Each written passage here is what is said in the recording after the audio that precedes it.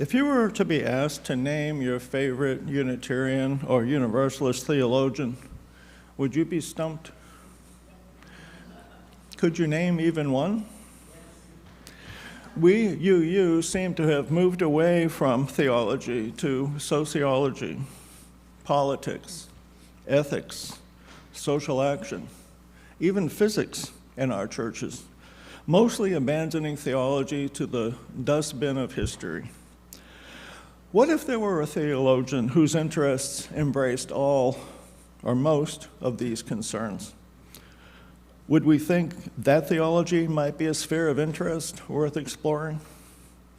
If you look up James Luther Adams in the Encyclopedia Britannica or Wikipedia or the Unitarian Universalist Association website, you will come across a sentence such as this: the most influential theologian among Unitarian Universalists in the 20th century. You will also see him described as a distinguished scholar, a parish minister, social activist, journal editor, prolific author, and for more than 40 years, a divinity school professor. You will also find him described as a labor activist and a civil rights advocate, a journal editor, translator, and the editor of major German theologians. And you will find that he was recognized as one of the preeminent Christian social ethicists and theologians of any denomination of the 20th century. Who is this paragon, and why was he so influential in his day? And do his teachings offer us wisdom we can use in our quest for religious truth in the 21st century? The UUA's website tells us that born in 1901, James Luther Adams was the first of 3 children in a fundamentalist family, headed by a severely authoritarian Christian minister who believed that the second coming of Christ was imminent and that the rising up to heaven of the elect was soon expected, and thus all talk of worldly affairs was useless. Theological talk in this household in Washington State meant talk about the nature of Christ. By the time he entered the University of Minnesota as a freshman, though, he was ready to leave behind the creeds and doctrines and religious beliefs of his childhood. JLA, as he was later affectionately called, formed a study group with 6 other students who had been raised in fundamentalist churches. Their purpose was to find out what was meaningful for themselves in the Christian tradition, because they had come to believe that fundamentalism could not be properly taken seriously. Although he could no longer hold on to fundamentalist views, he never lost a profound sense of the importance of social solidarity, based, as he put it, on the importance of a shared participation in a religious community's life. Whatever truths he sought were to be sought in spiritual community, in dialogue and conversation with others who took seriously the importance of religion in their lives. On the advice of one of his professors at the University of Minnesota, Adams decided to apply to divinity school, attending Harvard Divinity in Cambridge, Massachusetts, graduating in 1927. He then served as minister of the Second Church Unitarian in Salem for 6 years, and then at the First Unitarian Society of Wellesley Hills for a year. Interested in the scientific methods of the German theologians, Adams spent much time in Germany in the mid-1930s, where he met and worked with Karl Barth and Albert Schweitzer, who were active in clandestine resistance to the rise of Nazism. The UU Dictionary of Biography tells us that in 1936, interrogated by the Gestapo, he narrowly avoided imprisonment as a result of his engagement with the underground church movement. Upon his return to the U.S., Adams accepted a call to join the faculty of the Unitarian and Universalist Meadville Lombard Theological School in Chicago.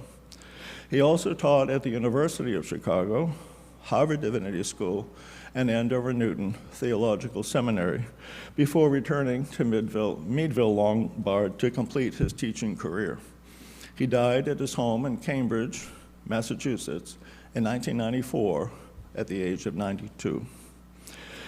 As you can imagine, the writings of James Luther Adams can fill many volumes. Two that are most readily available are books of essays: The Essential James Luther Adams, which looks like this, and On Being Human Religiously, both published by the UUA. And this copy is owned by the library here, and if you'd like to borrow it, feel free. I'll leave it on the table afterwards. In his essay, Guiding Principles for a Free Faith, he lays out his most famous and arguably most influential contribution to Unitarian Universalist theology, the 5 smooth stones of liberalism.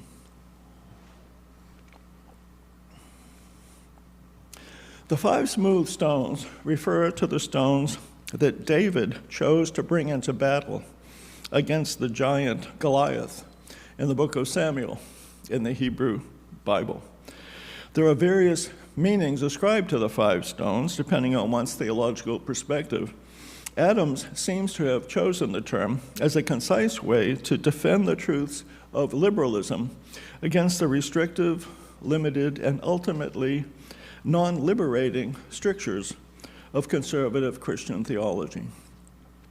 In the first place, Adams asserts, religious liberalism depends on the principle that revelation is continuous. Meaning has not been finally captured. Nothing is complete, so nothing is free from criticism. The symbols, including the words that we use to name things, can only refer to truths. They can never capture truth. By its very nature, language is referential. As Thich Nhat Hanh might say, the finger that points to the moon is not the moon. Words point beyond themselves. The Bible cannot be literally true because it points towards things that are spiritually true. Spiritual truths, like any other truths, cannot be captured in a glass box or in a cage. The bird always has recourse to sing. Significance is dynamic, subject to change, not only by events of culture and history, but also due to the internal dynamics of any individual's capacity to change and grow, to learn. The creative powers, which allow for understanding, are radically dependent upon, as he says, processes not of our own making. We live within nature and history, things beyond our control, but the meaning that we can make for ourselves within these forces is within our control and is part of what makes us free. It is at this point that Adams introduces God, though we can be sure that God has been there all along. When we find meaning in life, Adams postulates, it is because through this meaning, God is active or is in the process of self-fulfillment in nature and history. Almost immediately, though, he allows that the word God is, quote, so heavily laden with unacceptable connotations that it is for many people scarcely usable without confusion, end quote.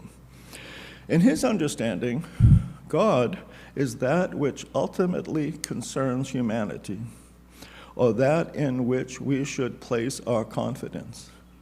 The inescapable, commanding reality that sustains and transforms all meaningful existence.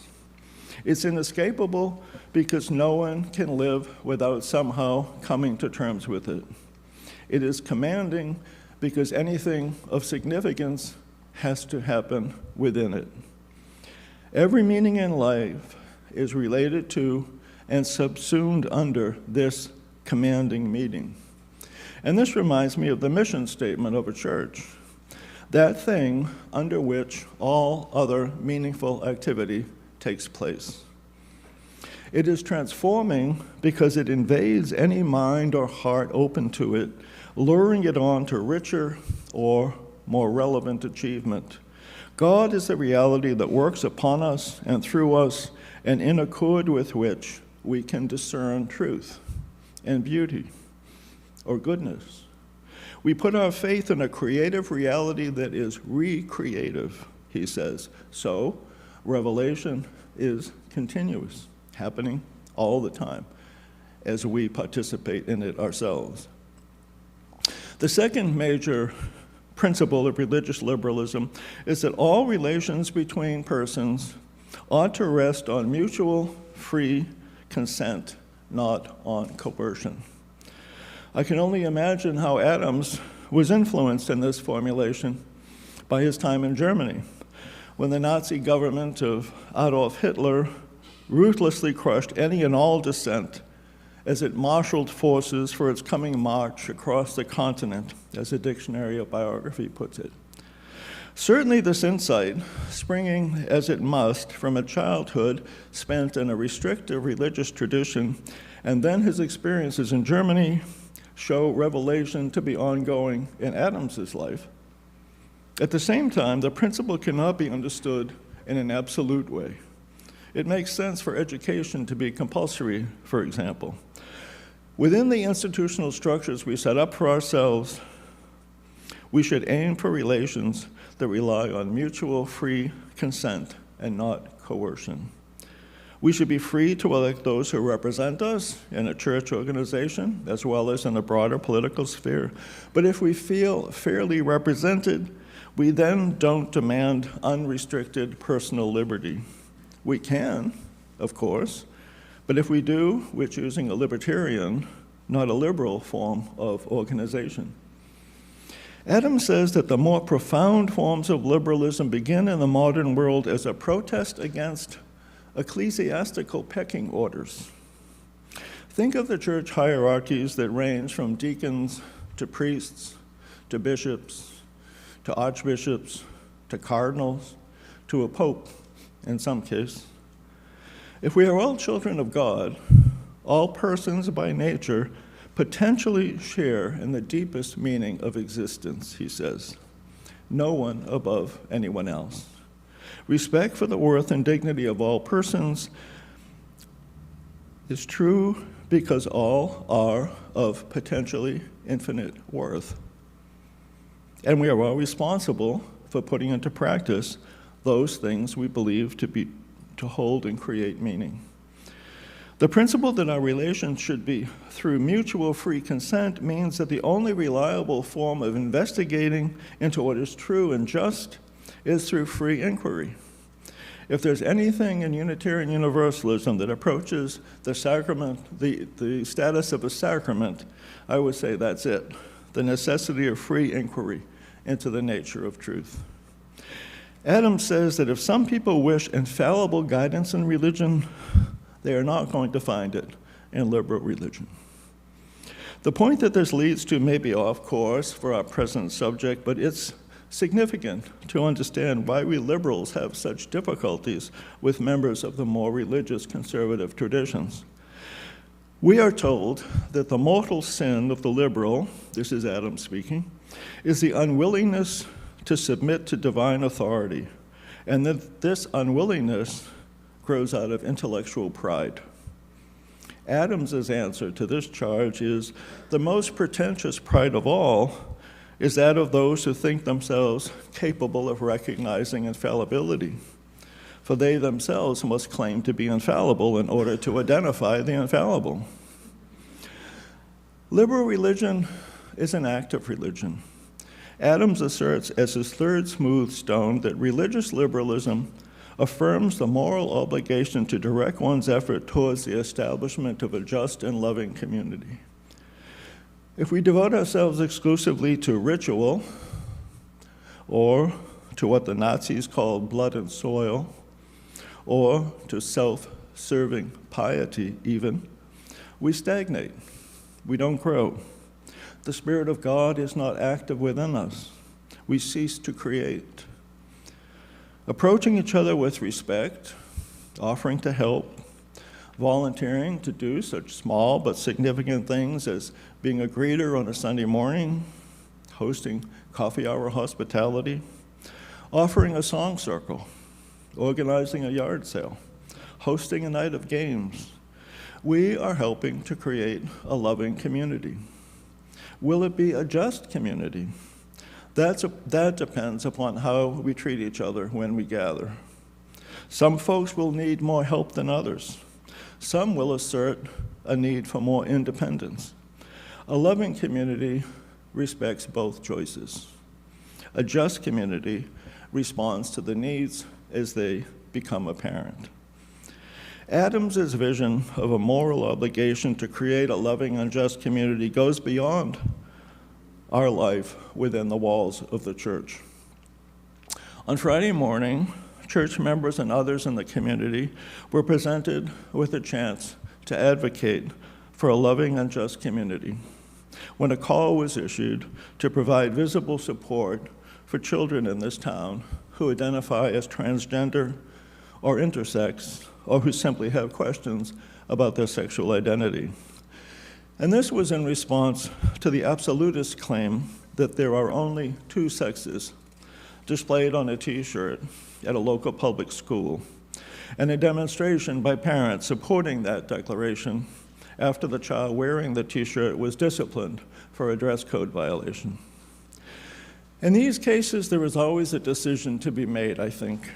Are we fostering communication or helping to solidify a culture of polarization when we take such stands? The answer comes down, I think, to the simple question posed by one of our parents: don't our trans kids deserve our support? Understood in this context, we are called to do our best to foster the culture of a loving and just community. As Adam says, the community of justice and love is not an ethereal fellowship that is above the conflicts and turmoils of this world. It is one that takes shape in nature and history, one that requires the achievement of freedom with respect to material resources as well as spiritual resources. The fourth of Adams's 5 smooth stones logically follows from the third. Virtue does not exist as such. It does not exist in a vacuum. It does not exist as a thing in itself. It exists in relation. One is not a good person. One is a good father, a good mother, a good teacher, a good minister, a good doctor, a good friend, a good tax consultant this time of the year, good within a social role, good in the relations we enjoy with others. Adams believes that the decisive forms of goodness in society are in institutional forms. Injustice in a community is a form of power, an abuse of power, and justice is an exercise of just and lawful institutional power. We have seen all too clearly on the national stage within the past 18 months how institutional power can be used unjustly, can be abused. And we know that only an organized response through voting and the right to free assembly can call that power to account. The fifth principle that Adams asserts as part of the liberal religious outlook is that the resources, divine and human, that are available for meaningful change justify an attitude of ultimate optimism. And this may be the most difficult of the 5 smooth stones for us to claim hold to these days. Adams himself says, a realistic appraisal of our behavior, personal and institutional, and a life of continuing humility and renewal are demanded, for there are ever-present forces working within us for perversion and destruction. Adams here cites a history of war on a massive scale as experienced in the 20th century. And we know that that threat has not disappeared. Much of America's concern with Russia's invasion of the Ukraine has to do with the fear of Moscow undermining the Western alliance, splitting loyalties, and creating a conflict that will spiral out of control. much of the present concern over Chinese spy balloons is not unrelated to the differing views of the West and China on the status of Taiwan, which also could spiral out of control. International and intercontinental warfare is always a possibility. The state of the climate crisis continues to provide an overshadowing reality in our everyday lives. We hope that the move towards adopting an all-electric fleet of automobiles within the next couple of decades will make a significant difference. We are aware of the decline of species diversity. We are aware that the incidence of cancer in our cities is not unrelated to water and soil that has been poisoned by the side effects of our culture of consumption and efficiency, quote unquote, and most of all, a desire for ever-increasing convenience. And we wonder if this attitude of ultimate optimism is justified. Adams is convinced that history has a meaning and a demanded direction. He concludes his essay with the words, "Thus, with all the realism and tough-mindedness that can be mustered, the genuine liberal finally can hear and join the Hallelujah chorus. Intellectual integrity, social relevance, amplitude of perspective, and the spirit of liberation offer no less." But what if you are not convinced? I ask you to consider, is it not worthwhile to do the best you can within the limitations and through the opportunities offered by history and nature to do one's best, guided by the dictates of one's conscience, and living within a community that will be satisfying only to the extent that we make it loving and just by our actions in the world? By our actions, our beliefs are revealed. By our actions, we fulfill our potential of being fully human to and for one another. One such action is to provide support for those who have been victimized by domestic violence. The South Shore Resource and Advocacy Center has been assisting survivors of domestic violence and their families for over 40 years. Any cash you place in the collection plate today will be donated to the SSRAC for these victims. Donations toward your pledge to support the church should be clearly marked as such.